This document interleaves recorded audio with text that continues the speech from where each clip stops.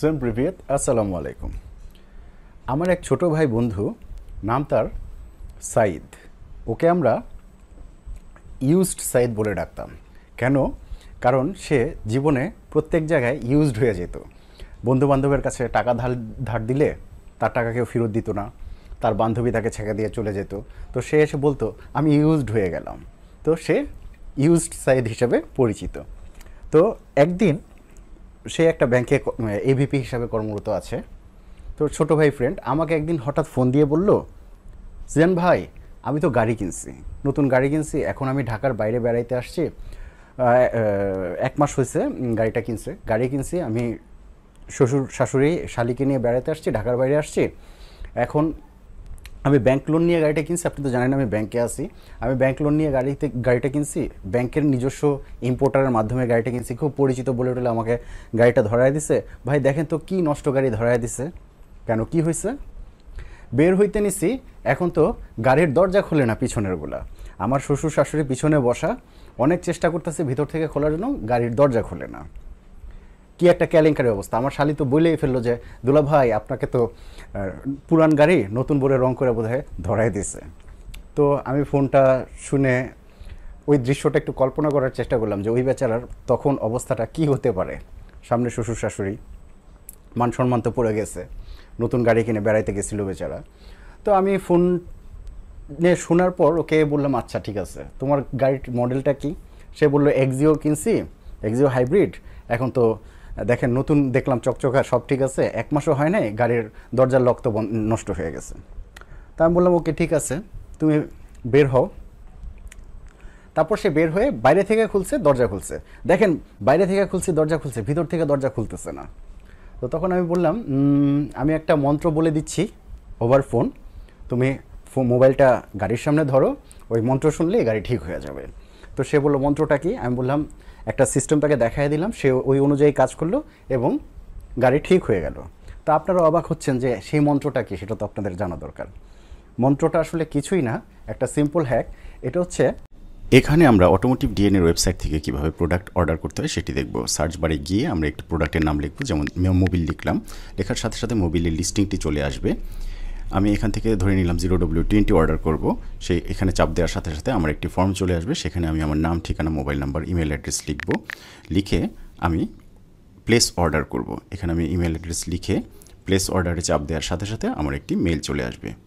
Place order করলাম, আমার ইমেলে একটি ইমেল চলে আসলো এবং আমার মোবাইল নাম্বারে একটি SMS চলে আসবে এবং তার পরপরই দ্রুত সময়ের মধ্যে আমি প্রোডাক্টটি হাতে পেয়ে যাব।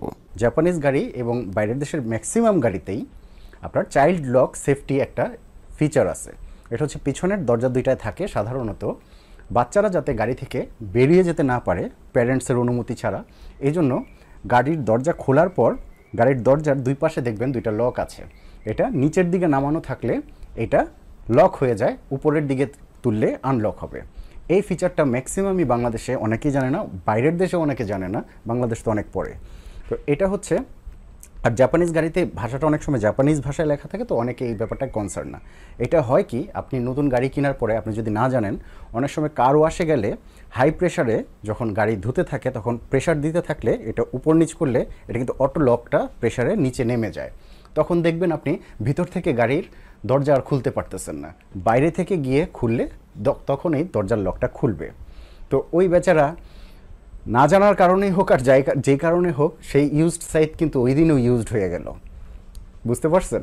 তো এরকম আপনি যদি ইউজড না হতে হয়, না হতে চান, তাহলে এই ধরনের টুকটাক ফিচার্সগুলো আপনার জেনে নেওয়া খুবই দরকার আমি মনে করি। হয়তো বা শ্বশুর শাশুড়ি যেখানেই হোক আপনি বেড়াতে গেলেন, তখন এই ধরনের এম্বারেসিং সিচুয়েশন আপনি পড়বেন না। তো এই ছিল আজকের একটা ছোটোখাটো টিপস। এই যে লকটার কথা আমি বললাম, এটা আপনারা গাড়িতে গিয়ে চেক করবেন আপনারটায় আছে কি না। যদি দেখেন আছে, তাহলে চিনে রাখবেন উপরের দিকে দিলে এটা আনলক হবে, মানে আপনি দরজা ভিতর থেকেও খুলতে পারবেন, বাইরে থেকেও খুলতে পারবেন। নিচের দিকে নামিয়ে দিলে এটা লক হয়ে যাবে, মানে ভিতর থেকে খুলতে পারবেন না, বাইরে থেকে আপনি খুলতে পারবেন। এটা শুধুমাত্র ছোট বাচ্চারা যাতে বের হতে না পারে এই জন্য এই সেফটি ফিচার্সটা রাখা হয়। আশা করি এটা আপনারা ইউজ করতে পারেন। আপনাদের যদি ছোট বাচ্চা টাচ্চা থেকে থাকে বাসায়, আপনারা পিছনে ওদেরকে বসিয়ে দিয়ে এটা লক করে দিয়ে আপনারা দরজা বন্ধ করে দিতে পারেন। আরেকটা এই ব্যাপারে একটা অ্যালার্মিং ব্যাপার, বাইরের দেশে হয়ে থাকে, বাংলাদেশে 300 ফিটে কয়েকবার এই ঘটনাটা আমি শুনেছি।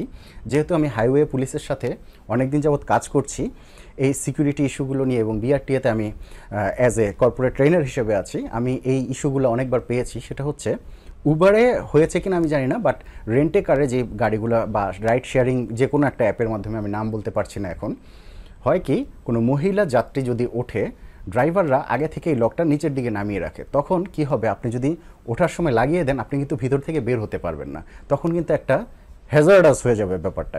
তো আমি আপনাদেরকে বলবো, যারা রাইড শেয়ারিং এখন যদিও বন্ধ আছে লকডাউনে, পরবর্তীতে যখন খোলে বা আপনি যদি অপরিচিত কারো গাড়িতে ওঠেন, দরজাটা খুলে যখন আপনি ঢুকতে নেবেন, তখন দেখে নেবেন এই লকটা নিচের দিকে নামানো আছে কিনা। যদি থাকে আপনি উপরে উঠিয়ে দিয়ে তারপর ভিতরে ঢোকেন, আপনি তখন বের হতে পারবেন। অথবা একবার ঢুকে একবার আনলকের গাড়ি স্টার্টের আগে একবার ভিতর থেকে খুলে দেখার চেষ্টা করবেন গাড়ির দরজাটা খোলা যায় নাকি। তো এটা ছিল একটা লাইফ সেভিং টিপস। আশা করি আপনারা এটা জেনে রাখবেন এবং অন্যকে জানানোর চেষ্টা করবেন। আর ভিডিওটি ভালো লেগে থাকলে লাইক দিবেন, আর বন্ধুবান্ধবের উপকার করতে চাইলে তাদেরকে শেয়ার করবেন, তাদের উপকার করার চেষ্টা করবেন, কারণ আপনারা জানেন knowledge sharing is caring, caring is sharing. আপনারা এনজয় করছিলেন অ্যালেন সিজন অটোমোটিভ মোটোপড, বাংলাদেশের প্রথম automotive moto podcast, powered by Sharfan imports, ignited by automotive DNA. দ্রাস্তে একটি ইম্পর্টেন্ট বিষয়ে আলোচনা করে রাখি। আপনাদের কাছ থেকে প্রতিদিনই অসংখ্য অটোমোটিভ রিলেটেড কোশ্চেনারিজ এবং কল আমার কাছে এসে থাকে, যা হয়তো সময় স্বল্পতার কারণে বা ব্যস্ততায় অনেক সময় অ্যাটেন্ড করা সম্ভব হয়ে ওঠে না। এই জন্য আমি একটি মডিউল ডেভেলপ করেছি। এই ভিডিওর নিচে একটি ডেসক্রিপশন ফর্ম লিঙ্ক আমি দিয়ে রাখছি, যেটি ফিল আপ করে আপনি আপনার বিস্তারিত গাড়ির বিবরণ এবং যে সমস্যাটি আপনি ফেস করছেন সেটি আমাদেরকে জানিয়ে রাখলে অতি অল্প সময়ের মধ্যে আমাদের ডেডিকেটেড অটোমোটিভ এক্সপার্ট টিম আপনার সাথে যোগাযোগ করে আপনাকে ফ্রি কনসালটেন্সি দেওয়ার চেষ্টা করবে। আমি আশা করব এর মাধ্যমে আপনি আপনার কাঙ্ক্ষিত সমস্যাটির সঠিক সমাধান অতি দ্রুত সময়ের মধ্যে পেয়ে যাবেন। নাও